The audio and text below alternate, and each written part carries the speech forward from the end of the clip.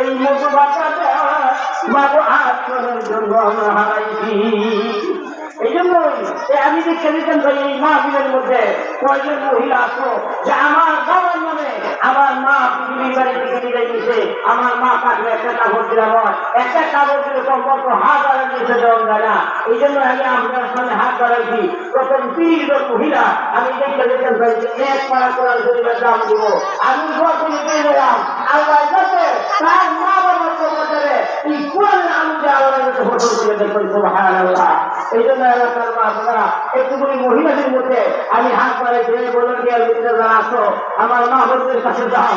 এলাকার মা বোনেরা মা বাবার কথা স্মরণ করে মা বাবা পাশে হয়ে কান্দে, মা বাবা রুহু কান্দে কবরে শুইয়া আর আমি সেই দিনবেলায় বোমা দুনিয়া